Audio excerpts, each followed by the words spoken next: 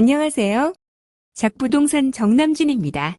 오늘은 쉽고 현명한 재개발 재건축 투자 실무 강의 제24강 관리 산정 기준 1 이후에 쪼개면 현금 청산 당한다에 관한 이야기입니다. 부산시 도시 및 주거환경 정비 조례 제37조 제2항에는 여러 명의 분양 신청자를 한 명의 분양 대상자로 보는 규정이 있다. 다시 말해서 다음에서 얘기하는 각각의 경우에 해당되는 조합원은 별도의 입주권이 주어지지 않고 하나의 입주권의 공동권리자가 된다는 뜻이다.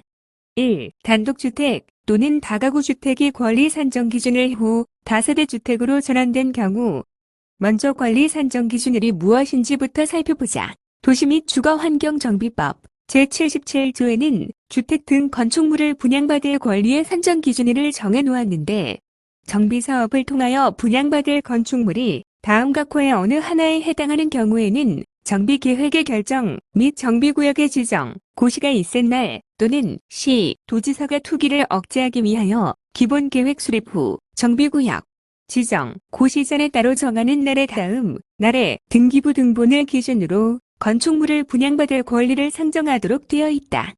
한 필지의 토지가 여러 개의 필지로 분할되는 경우 단독주택 또는 다가구 주택이 다세대 주택으로 전환되는 경우 하나의 대지 범위에 속하는 동일인 소유의 토지와 주택 등 건축물을 토지와 주택 등 건축물로 각각 분리하여 소유하는 경우 나대지의 건축물을 새로 건축하거나 기존 건축물을 철거하고 다세대 주택, 그 밖에 공동주택을 건축하여 토지 등 소유자의 수가 증가하는 경우 이러한 지분 쪼개기 행위는 관리 산정일 이전에 등기부 등본 상의 개별 등기를 완료하여야만 한다.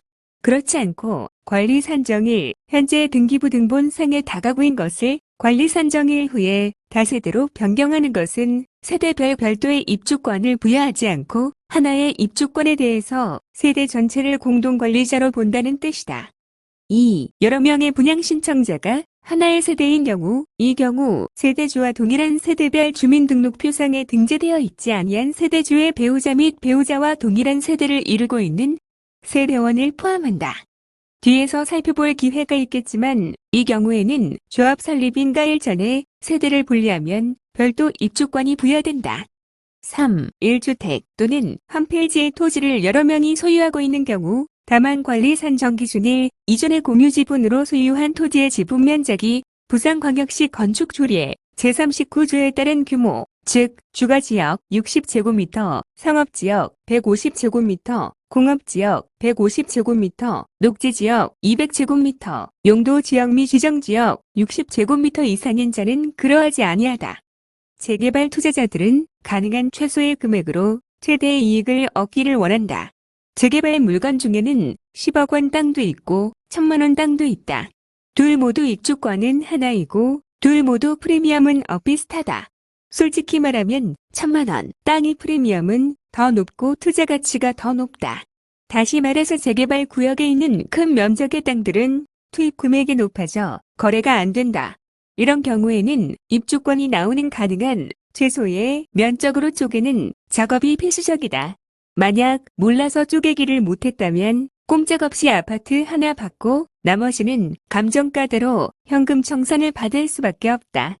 4. 관리 산정 기준일 후 한 필지의 토지를 수개의 필지로 분할한 경우 5. 하나의 대지 범위에 속하는 동일인 소유의 토지와 주택을 관리 산정 기준일 후 토지와 주택으로 각각 분리하여 소유한 경우 6. 관리 산정 기준일 후 나대지의 건축물을 새로 건축하거나 기존 건축물을 철거하고 다세대 주택, 그 밖에 공동주택을 건축하여 토지 등 소유자의 수가 증가하는 경우 그뿐만 아니라 같은 조 제3항에는 같은 조 제1항 제2호 및 3호에 따른 분양신청 요건에 해당하는 토지 면적과 종전 토지 등의 가액을 산정함에 있어서 그 면적과 가액에 포함하지 않는 종류를 정해놓았는데 하나의 대지 범위에 속하는 토지가 여러 필지인 경우로서 관리 산정 기준일 후에 그 토지의 일부를 취득하였거나 공유 지분으로 취득한 경우 예를 들어서 하나의 건물이 두 개의 필지 위에 있는 경우로서 관리 산정 기준일 후에 해당 토지 중 하나의 필지를 취득하는 경우 해당 토지의 면적과 가액은 분양 신청을 위한 가액과 면적에 포함시키지 않는다. 2. 하나의 건축물이 하나의 대지 범위에 속하는 토지를 점유하고 있는 경우로서 권리 산정 기준을 후에 그 건축물과 토지를 분리하여 취득한 경우, 즉 건축물이 하나의 필지 위에 있는 상태에서 권리 산정 기준을 후에 해당 토지만 또는 건축물만 분리하여 취득한 경우 해당 토지의 면적과 가액은 분양 신청을 위한 가액과 면적에 포함시키지 않는다. 3. 한 필지의 토지를 권리 산정 기준을 후 분할 취득하거나 공유 지분으로 취득한 경우다. 따라서 이와 같은 쪼개기 행위는 반드시 권리 산정 기준을 이전까지 완료하여야 한다. 이때 완료한다는 의미는 등기부 등본상의 등기를 완료해야 한다는 것이다. 부산에서 진행하는 많은 사전 타당성 검토 대상 구역들 중에는 노후도가 숨 넘어가듯 까딱까딱한 곳들이 적지 않다. 이들 구역들은 단독주택을 허물고 빌라, 원룸 등의 다세대 주택을 신축하는 행위에 특히 민감하다. 왜냐하면 안 그래도 부족한 노후도를 더욱더 부족하게 만들어 자칫 사전 타당성 검토 신청 자체를 불가능하게 만들 수도 있기 때문이다.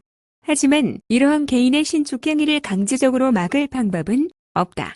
그렇다고 신축 행위를 무한정 방치할 수도 없다. 서로가 불행한 이들 사용할 수 있는 묘수가 바로 여기에 있다. 앞에서 나는 조합원의 개별 입주권 부여 기준이 관리 산정 기준이 현재 등기부 등본 기준이라고 했다. 노후도는 사전 타당성 검토 접수일 기준이며 관리 산정 기준일은 부산시 최종 사전 타당성 검토 통과일이다. 따라서 사전 타당성 접수일까지 보존 등기를 미루고 사전 타당성 검토 통과는 보존 등기 이후로 미루면 모두가 행복해진다. Not just once, your life partner. 단 한 번이 아닌 인생의 동반자가 되겠습니다. 믿음과 신뢰로 중개하는 작부동산 중개법인 주식회사 정남진 대표입니다. 고객님의 소중한 재산을 믿고 맡겨주심에 무한한 책임감을 가지며 성실하고 책임 있는 중개를 하겠습니다. JAK 정남진 드림